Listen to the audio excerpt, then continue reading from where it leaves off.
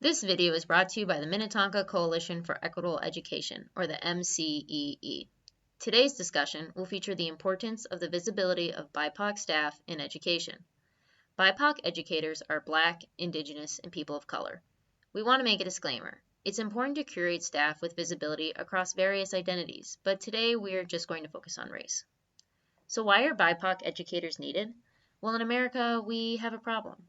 Statistically, BIPOC students score lower than their white counterparts in local Minnetonka, Minnesota, and the national level.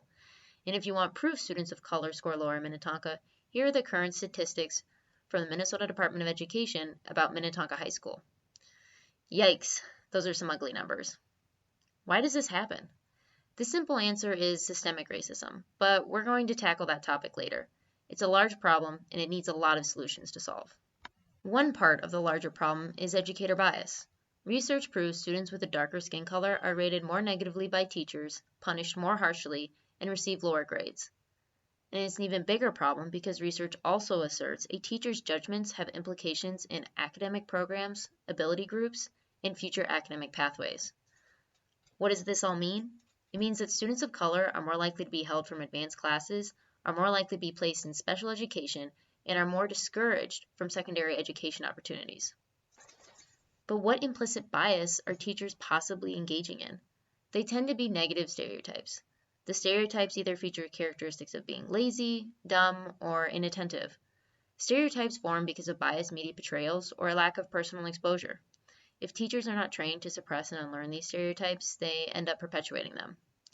It takes a lot of brain energy to engage negative stereotypes and suppress them. So unfortunately, when teachers are stressed or overworked, they are more likely to be susceptible to negative stereotypes. So how would BIPOC teachers help? Research proves having a BIPOC teacher improves the outcomes in academics for students of color. The problem?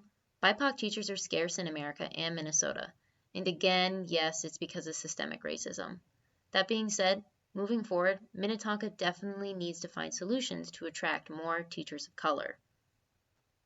Here are some solutions to attracting more BIPOC teachers to Minnetonka. Make an effort to seek out educators of color. The Human Resources Department needs to take a long look in the mirror. To attract educators of color, the HR department needs to be smart about where and how they advertise open positions. You can't just make a posting online. Instead, why don't you actually go to communities or cities that have a larger population of people of color? That would actually be a good idea. Second, give loan repayment options. Simple. Allow teachers of color an agreement that if they come to the school, they will get a small monthly or annual loan repayment option. 3. Put people of color into leadership positions. Educators of color are not going to go to a school if they know their identity won't be cared for. Look at Minnetonka district leadership in the school buildings. How many people of color do you see in a position of power? 1, maybe 2 or 3? Why would an educator go to work in a school where there is not a single person of color or someone with their identity in a position of power? 4. Change the current mission statement at Minnetonka. This is very much a cultural change that needs to be top down.